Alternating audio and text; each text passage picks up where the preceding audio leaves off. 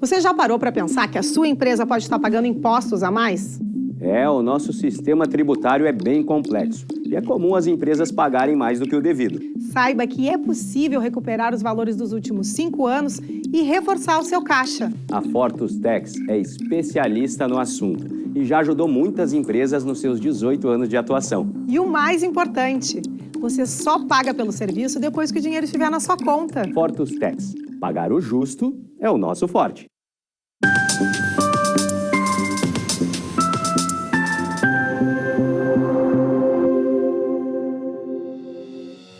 Olá, sejam todos muito bem-vindos. Está no ar o programa Papo Certo. De segunda a sexta, nesse mesmo horário, estamos aqui para trazer para vocês sempre um programa inédito e com assuntos de relevância. E no Papo de Trânsito de hoje vamos falar sobre deveres e direitos no trânsito. E quem está conosco é a doutora Isabela Barbosa, especialista no tema. Seja muito bem-vinda ao Papo Certo de hoje. Olá, muito obrigada, é uma honra estar aqui e eu espero conseguir tirar algumas dúvidas de vocês. Muito obrigada pela tua presença, doutora Isabela. Você de casa que nos assiste já sabe, o Papo Certo é interativo. Então venha participar enviando a tua pergunta, a tua dúvida, teu comentário aqui para o nosso WhatsApp 3029 8080 e o seu nome e a sua cidade também. Queremos saber de onde você nos assiste. Agora vamos fazer um intervalo de 30 segundinhos e já voltamos.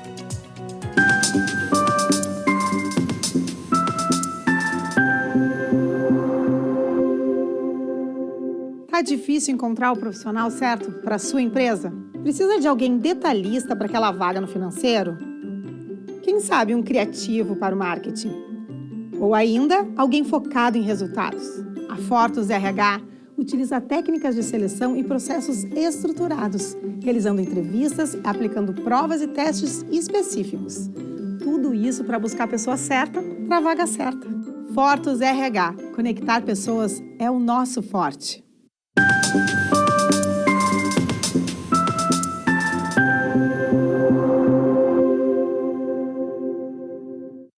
Voltamos. Quero lembrar vocês que lá no nosso Instagram, papocerto.com.br, tu pode mandar uma mensagem no direct e trazer a tua sugestão de assunto, tema e até mesmo o convidado que tu quer ver aqui no nosso programa. Bom, chega nessa época de final de ano, o pessoal começa a ficar com mais pressa para chegar no shopping, mais pressa para chegar na praia ou chegar para fazer outra viagem. Então, eu queria saber assim, doutora, quais são as penalidades no trânsito mais comuns? Então, João, as penalidades do trânsito mais comuns são advertências por escrito, penas de multa e recolhimento do veículo. Essa última é a mais traumática, né? Quando a gente chega nessa parte do recolhimento do veículo, não ter mais o que fazer e ainda vai ter que pagar guincho, tem que pagar o depósito, pagar a multa e ainda, para quem trabalha com carro, né? Quem se desloca bastante, né? No meu caso, é ficar 2 dias sem carro, às vezes, é bastante tempo. Bom, a pergunta que eu vou fazer aqui, a resposta parcial nós temos, né? Mas em que situações um motorista pode perder a sua carteira? Todo mundo já pensa direto na questão do álcool, né? Mas que outras situações podem acontecer, doutora? É verdade. A cassação da carteira está prevista no artigo 263 do Código de Trânsito Brasileiro. Você pode perder a carteira em casos de condenação por delito. Então, aquela condenação pelo caso de embriaguez judicialmente. E também caso você reincida em 12 meses algumas infrações, como emprestar o carro para alguém sem CNH dirigir ele. Ah, isso é muito importante também. As pessoas não têm ideia como podem perder a sua carteira emprestando o seu veículo para uma pessoa não habilitada. Exatamente, isso acontece bastante agora no verão. Ah, sim, porque daí vem aquele negócio, a gurizada tá na praia, né, João? Vai ali, vai no supermercado. O carro do pai ali. Vai pertinho, ou tá no interior, né? Ah, vai ali, pega o carro, vai ali, vai na esquina ali, já volta e tal. Então, esse tem um risco bem grande que realmente... Né? E é para o proprietário do veículo. Bom, mas, doutora Isabela, então... Mas quando, assim, o que o pessoal quer escutar? Tem um colega meu que ele perdeu a carteira 2 vezes, Amanda, 2 vezes. Esse é campeão. É muito sortudo, né? Meu colega do tempo do colégio, lá do Colégio Santo Antônio, La Salle, lá. Não vou falar o nome dele, né? Sim. Mas ele está assistindo e o pessoal vai saber que é ele. Mas o que é possível quando acontece uma multa? Porque uma multa pode ser assim, aqueles 4 pontos que ultrapassou o limite para perder a carteira, né? Como é que faz para poder recorrer dessas multas, né? Pessoal, vocês podem recorrer judicialmente ou administrativamente. Judicialmente é por meio de advogado, que é sempre o melhor caminho, um especialista em trânsito que vai saber o que argumentar, como argumentar, mas você também pode recorrer sozinho, direto no Detran, inclusive online no site do Detran. Então, é um procedimento simples, a pessoa mesmo pode entrar no site e recorrer por ali? Exatamente, a pessoa mesmo entra no site, ali mesmo tem um tópico que diz infrações e você entra ali e protocola o seu próprio recurso sozinho. Perfeito. Mas é importante, se a pessoa vai fazer o seu próprio recurso, né, e não está habituada a fazer, daqui a pouco ela perde tempo e já tem não vai ter alternativas a não ser a judicial. Então, se tiver contato com uma pessoa especialista, já sabe o que é factível, aquilo que dá certo, o que não dá certo, né? Exatamente, João. É quase queimar o único cartucho que tem. Isso mesmo. Vai que dá errado. Daí depois, geralmente, o processo administrativo ele serve como base para o judicial também, né? Com certeza, sempre serve como base. Bom, continuando então. E quais são os direitos e deveres de um motorista durante uma blitz policial? A gente sempre tem alguns deveres que a gente tem que cuidar, que são respeitar as normas de trânsito, como estar sempre respeitando a velocidade para não ser parado, respeitar o cumprimento ali, né, dos seus deveres, respeitar os policiais no momento e sempre portar obrigatoriamente o documento do carro e o seu documento como motorista.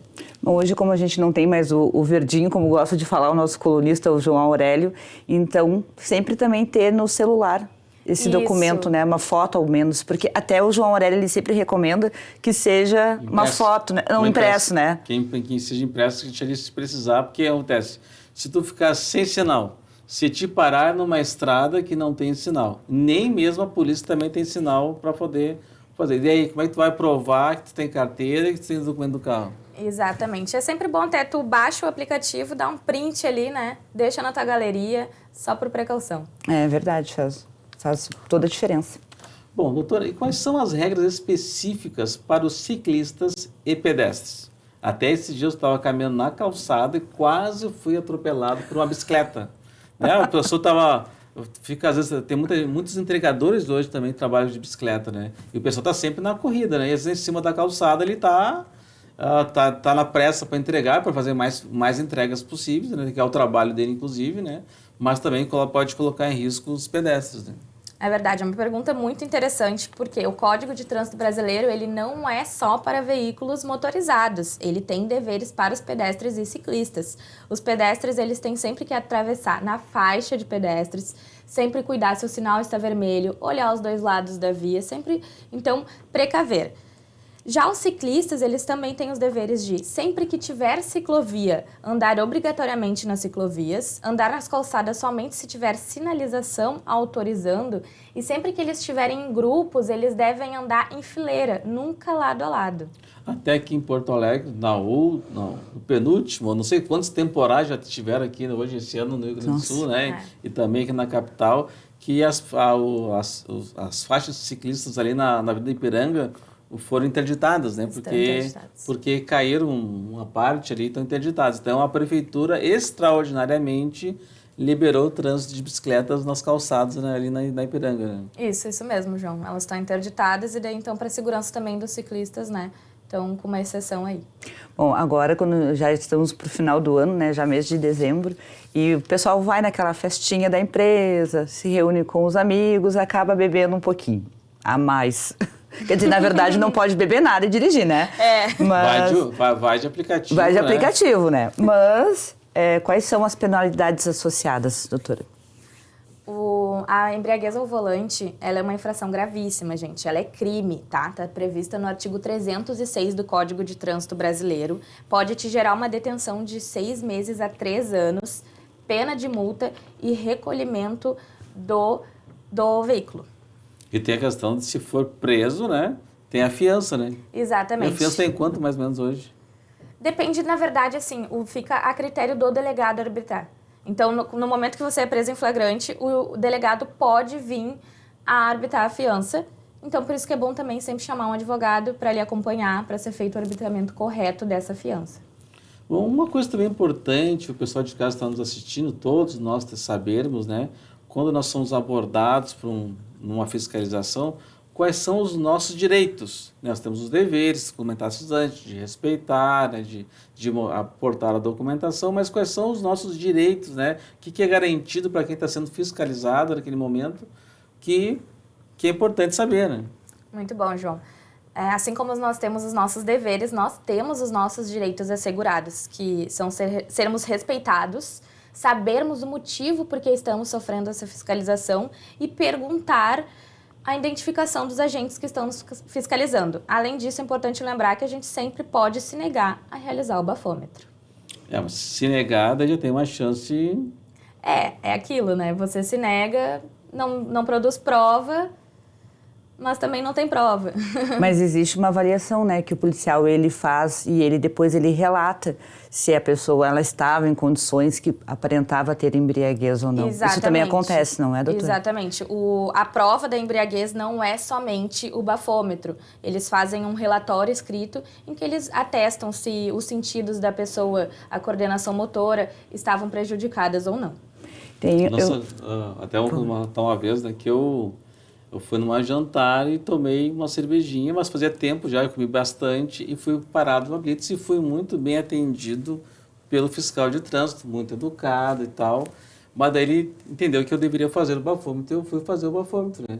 Só que deu zerado. Mas sei que eu senti uma cara de triste quando ele viu que não deu nada.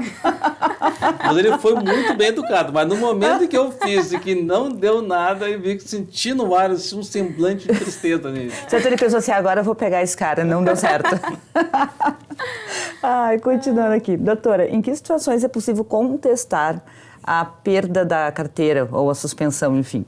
A gente sempre, que nem a gente tem o direito de recorrer das multas, a gente sempre tem direito de recorrer à nossa suspensão. Também, tanto sozinhos ou com o auxílio de um advogado, que também vai saber lhe dar o melhor caminho. Você pode recorrer tem 3 chances de recorrer. A defesa prévia, que é quando você apresenta suas primeiras defesas, seus primeiros argumentos, e depois tu pode se dirigir ao JARI, que é o órgão que julga os recursos administrativos, e ao CETRAN, que é o Conselho Estadual de Trânsito. Também. Bom, e outra questão importante, a gente estava falando antes, quais são as implicações para quem for dirigir sem carteira? Tem aquela pessoa que perdeu a carteira e está dirigindo sem carteira, e tem aquela pessoa que nunca teve carteira e está dirigindo sem carteira. Por mais que a gente se garanta aí no volante, é considerado uma infração gravíssima dirigir sem carteira. Hoje em dia está gerando uma pena de multa de cerca de R$ 880, além do veículo ser retido até você apresentar alguém habilitado. Então, se no momento do flagrante você não apresentar alguém habilitado, o veículo vai ser recolhido. Mas vamos supor, tu ligou para um amigo, olha só, estou numa situação aqui que eu vou guinchar o carro. Pode chamar, e se a pessoa aparecer lá, o carro não é... Não é detido. Então é isso. Você liga para alguém que você conhece, que tem CNH, e aí a pessoa pode ir lá retirar o veículo. Daí você vai ficar somente com a pena de multa. A pessoa, vamos supor, que emprestou o carro, ela também é penalizada? Ela é penalizada, gera pontos na carteira e ela pode vir a ter suspensão da carteira dela, passar por um processo administrativo. Tá, mas vamos supor que o cunhado, o irmão, o filho, né? A pessoa estava deixando um cochilo e alguém pegou o carro para dar uma voltinha, né? E a pessoa não autorizou. Mesmo assim, ele pode ser penalizado? Mesmo assim, ele pode ser penalizado. É aí que cabe recorrer da suspensão e explicar os motivos daí, né? Os argumentos, apresentar provas de que não tinha ciência, de que o veículo foi pego por alguém sem carteira. Então, passa por todo aquele processo de recorrer. Agora, uma tia minha... Conta da tia que depois eu tenho uma para contar também. Meu pai tinha uma caminhonete, o pai estava dormindo, né? Ela pegou para dar uma voltinha na caminhonete. Daí ela deixou o carro no lugar e meu pai acordou. Só no fato, o pai sentou no carro, ele viu que o espelho não estava bem certinho, e a distância do banco também não estava ali no lugar acostumado. Ele já viu quem pegou meu carro. Bom, no meu caso já aconteceu diferente. Eu fui visitar minha mãe na época, ela morava em Esteio. E o meu irmão de 14 anos pegou a chave do meu carro enquanto eu dormia e saiu. Saiu com o carro com 14 anos, bem feliz. Quando eu estava dentro da delegacia, porque daí pensei, o que eu vou fazer? Fui até a delegacia, aí o telefone tocou, minha mãe disse, teu irmão já voltou com o carro. Mas tu pensa que se fosse hoje isso acontecendo, eu teria perdido a minha carteira. Sim, sim. Ficaria suspensa até passar pelo todo aquele processo, né? Pois então. Gente, o papo tá muito bom, mas agora a gente vai fazer um intervalinho e a seguir vamos falar sobre os direitos dos motoristas de aplicativo. Fiquem com a gente.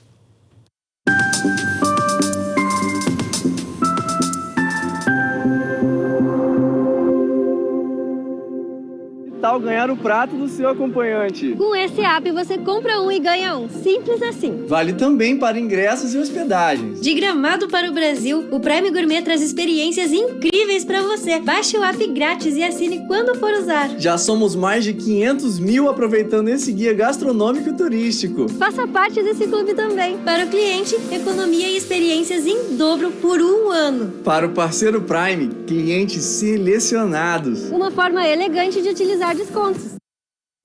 Em tempos de juros altos, margens reduzidas e incertezas, rever estratégias é fundamental para manter o seu negócio competitivo. Esse cenário exige planejamento e organização financeira. Nessas horas, qualquer ajuda é bem-vinda, mas a ajuda de um especialista é necessária. A Fortus Consulting conhece na prática e tem as soluções adequadas para cada situação. Fortus Consulting. Melhorar os seus resultados é o nosso forte.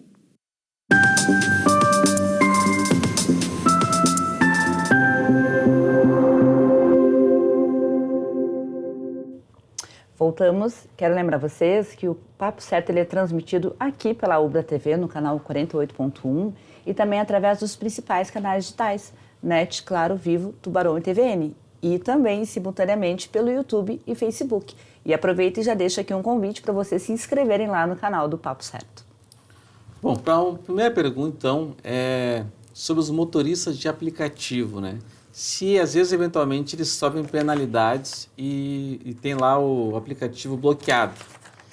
E a empresa do aplicativo, ela tem que fazer um aviso prévio antes de bloquear ou ela simplesmente pode bloquear lá o aplicativo?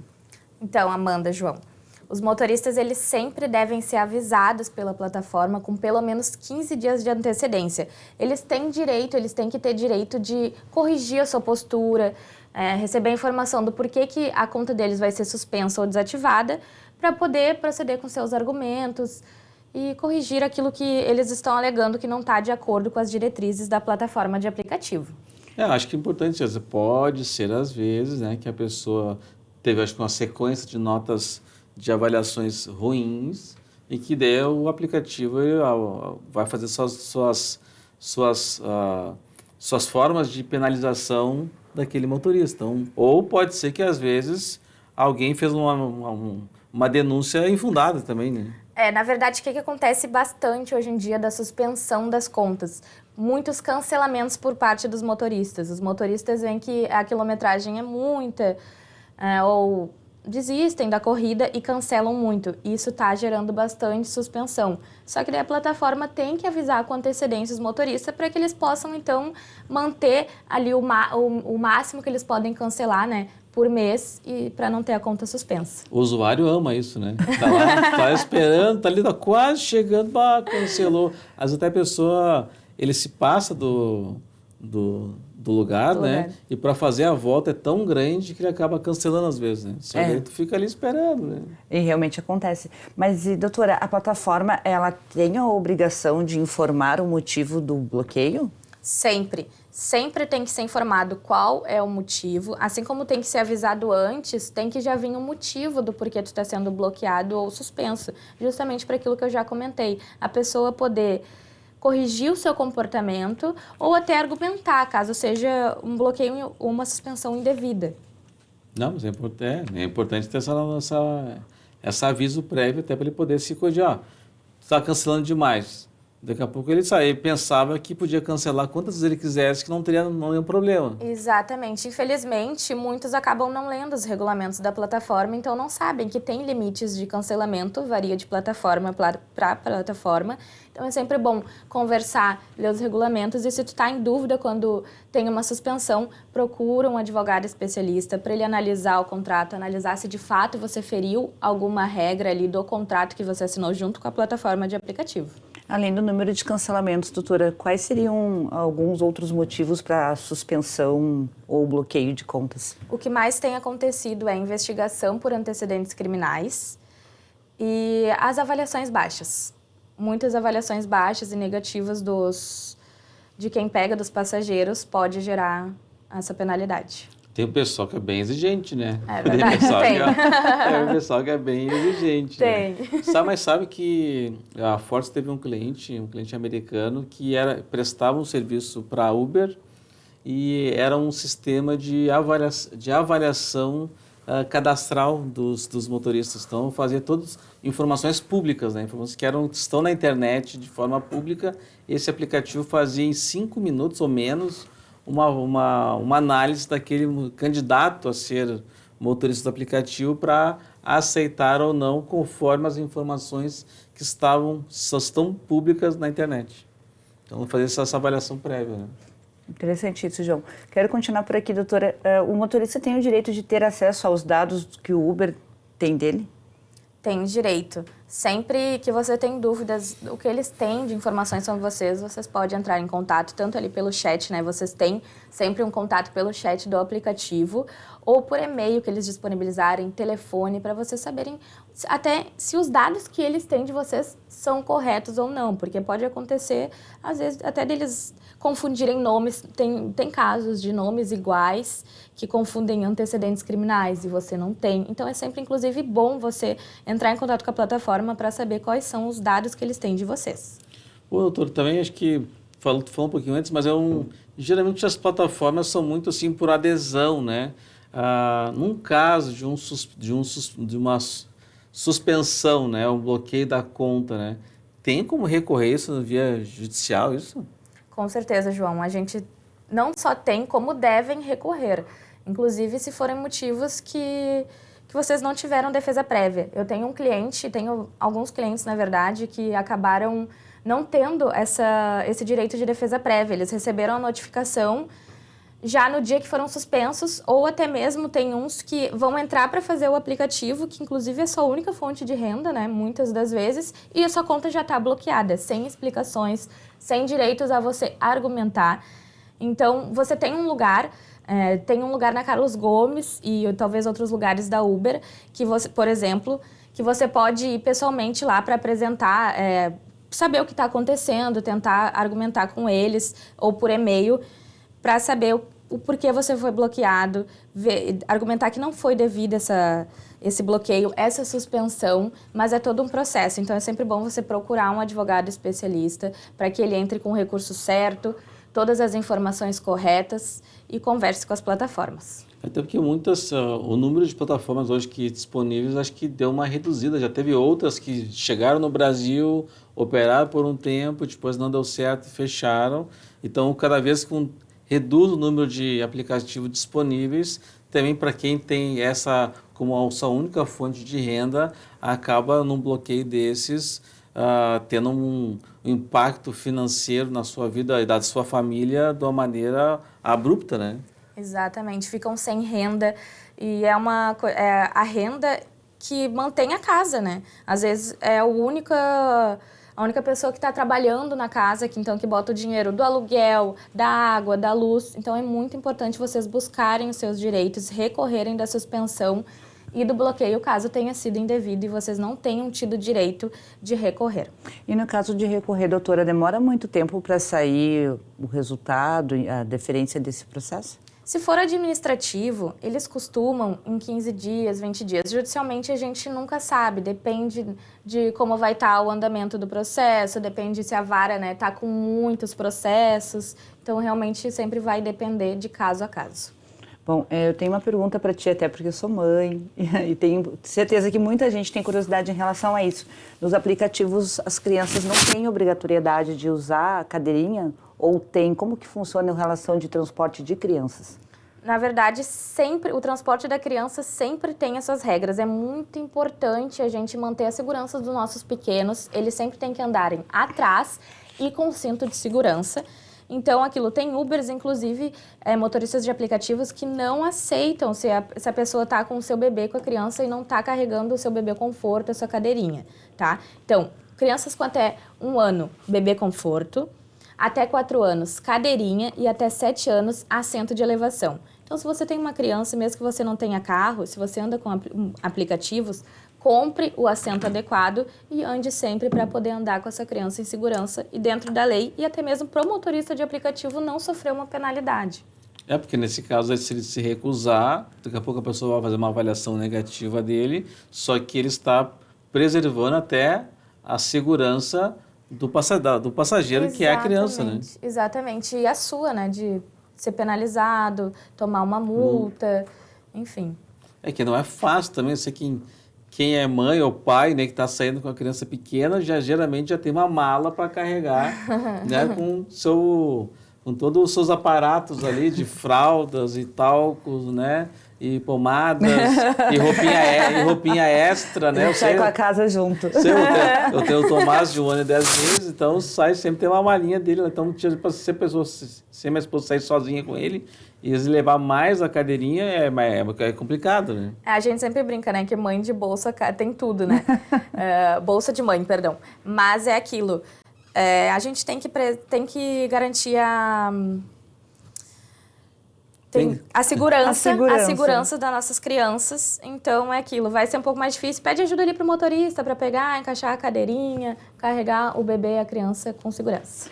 Bom, a gente tem mais uns 2 ou 3 minutinhos de programa. Tem uma pergunta, assim, que é uma coisa que essa eu quero saber. Eu quero saber porque isso é muito comum, O João quer saber. Muito comum, né? Que acontece, às vezes os estacionamentos estão lotados, ou na rua, né? E tem espaço para deficientes físicos. E, infelizmente, muitas pessoas não respeitam esse espaço.